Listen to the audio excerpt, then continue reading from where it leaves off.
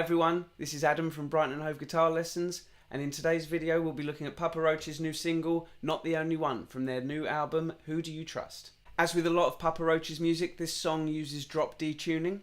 Drop D tuning is where you tune your bottom E string down from E to D, which creates a power chord on the bottom three strings. The first section of the song uses an acoustic guitar, that's the intro and the verse. And the part goes something like this.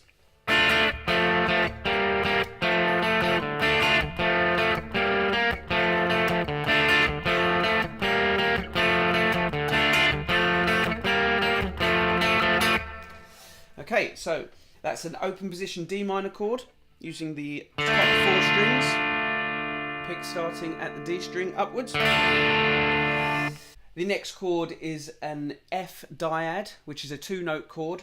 It's played on the D and G strings, so it's the note F on the D string, which is the third fret, use your second finger to play that, and the note A on the G string, use your first finger to play that, sounds like this. The next chord is another dyad, a G minor dyad, again on the same two strings, but this time it's the note G on the D string, which is the fifth fret, and the note B flat on the G string, which is the third fret, use your first finger to play that. And then we go back to the F dyad. So the whole piece again is D minor chord, F dyad, G minor dyad, F dyad. Now you want to play this mostly with downstrokes, just for a better sound, more consistent sound. Again, it sounds something like this.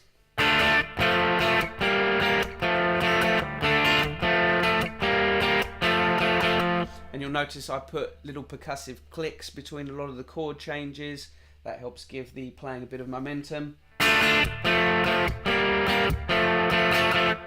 Hit my guitar like that on every backbeat. By the way, I'll be playing these parts at the end of the video at both half speed and 3/4 speed for you to play along with. Okay, on to the next section of the song, which we'll call the pre-chorus. For this section you want some distortion. And what's going on here is there are at least two guitars playing. So for the purposes of this video, I've combined the two parts into one part. And it goes something like this.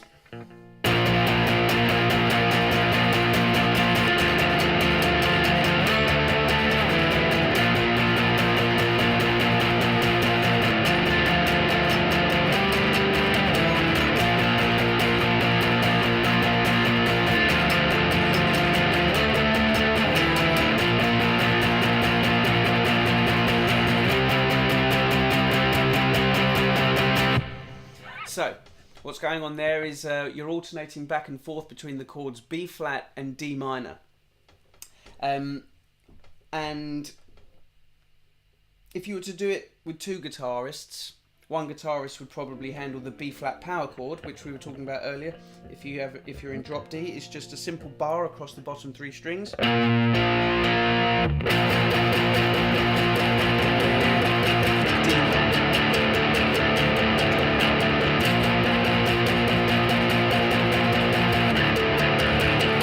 The other guitarist would be doing the octaves. And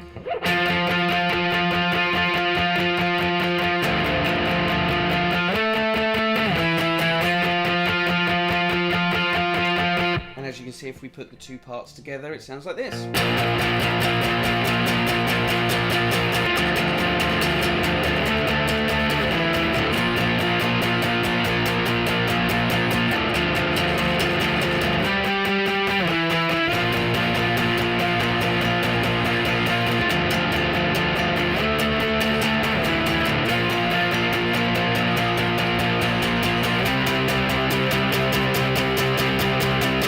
That last chord is a C, so you take your B flat power chord that you had here, where you're combining the three bottom notes, the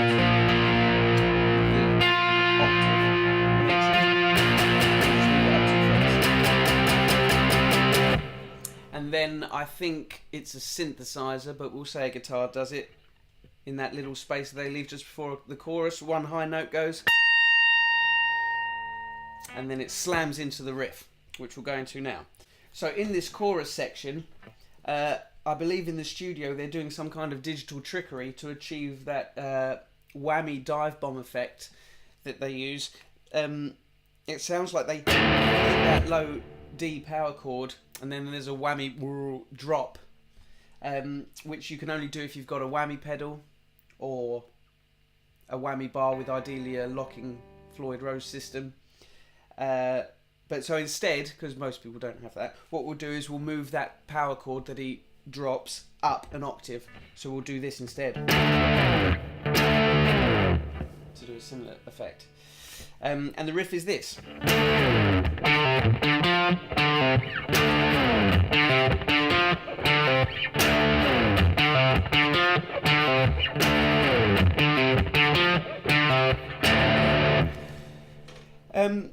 So again, using lots of downstrokes for some extra chunk and power. The slide is replicating the whammy drop, as I said before. And then you've got a very percussive riff down here.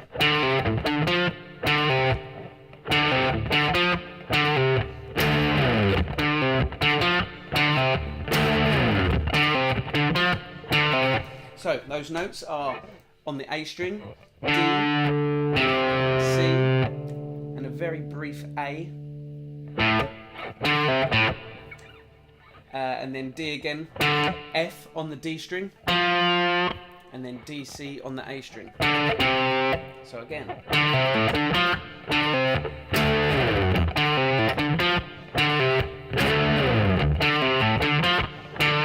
Oh, and I should mention, all of these notes aren't picked. You want to pull off from the D to the C. So you go. You don't pick that C. And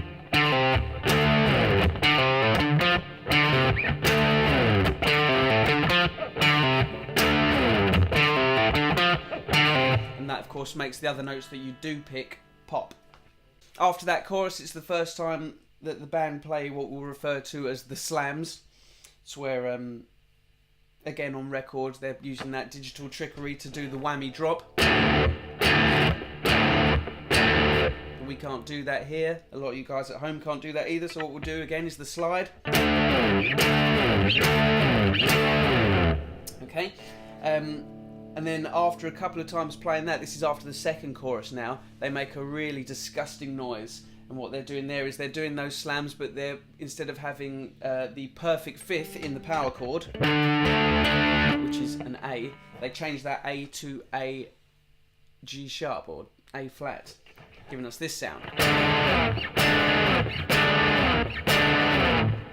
I've done it down there just because I think the fingering pattern is easier to play than this one. So instead of doing that, which I guess you can do, I've decided to do this. That is used again at the very end of the song, but just before that end section, you've got this fast riffing bit, which is 4 power chords: D, F, B flat, and A, and that goes like this.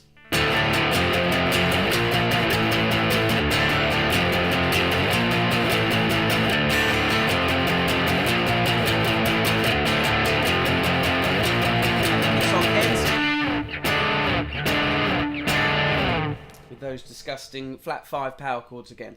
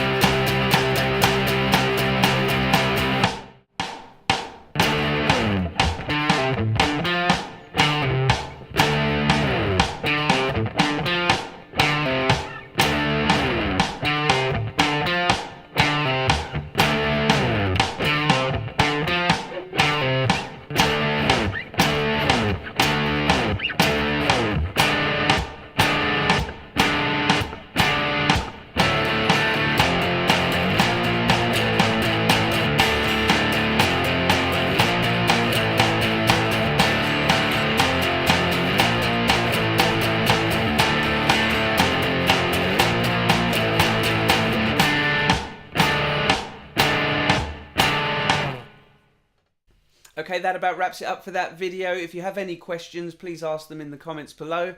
We've got lots of videos coming up this year, so please make sure you subscribe and like to make sure you don't miss out on any of that good content. Thanks a lot. See you next time.